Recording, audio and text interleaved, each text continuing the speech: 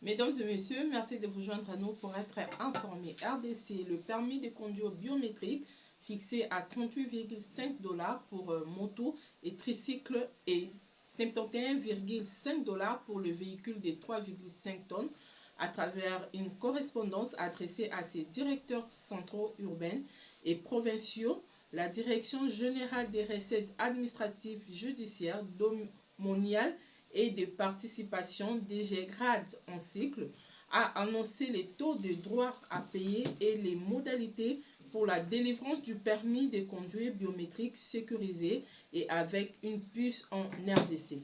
Conformément à l'arrêté ministériel du 2 août 2023, signé par le ministre des Transports Marc Ekila et des Finances Nicolas Kazadi. Procès du coup d'État étouffé en RDC, la peine de mort requise contre la quasi-totalité des prévenus. Le ministère public a rendu son réquisitoire dans le procès du coup d'État étouffé en RDC lors de l'audience foraine, c'est mardi 27 août 2024, devant le tribunal militaire des garnisons de la Gombe à la prison militaire de Ndolo.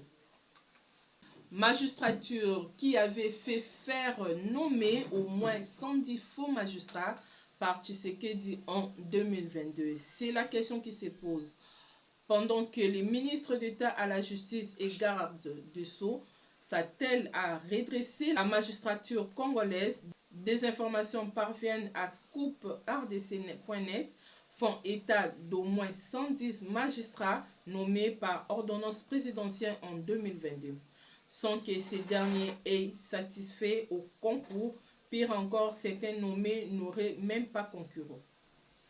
L'Union européenne alloue 350 000 € pour lutter contre la pandémie de Mpox en RDC. Une propagation alarmante du Mpox en Afrique. Ces dernières semaines, l'Afrique a vu une augmentation significative des cas de Mpox, une maladie virale autrefois connue sous le nom de variole du singe. Le comité scientifique de l'Afrique a tiré la sonnette d'alarme, mettant en garde les populations face à cette recrudescence.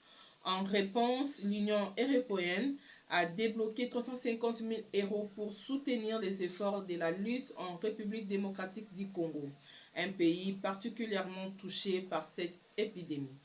Comment peut-on accepter que la Zambie nous fasse chanter en fermant régulièrement les frontières à cause de 500 000 tonnes de farine de maïs?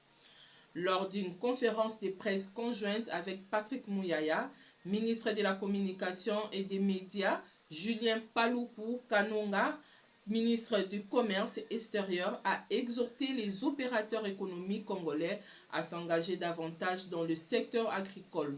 Souligne les potentiels immenses que représente la production de maïs dans le pays. Ainsi prend fin l'actualité du jour. N'oubliez pas de vous abonner, de liker et surtout de partager. Merci d'être toujours fidèle à Globe TV.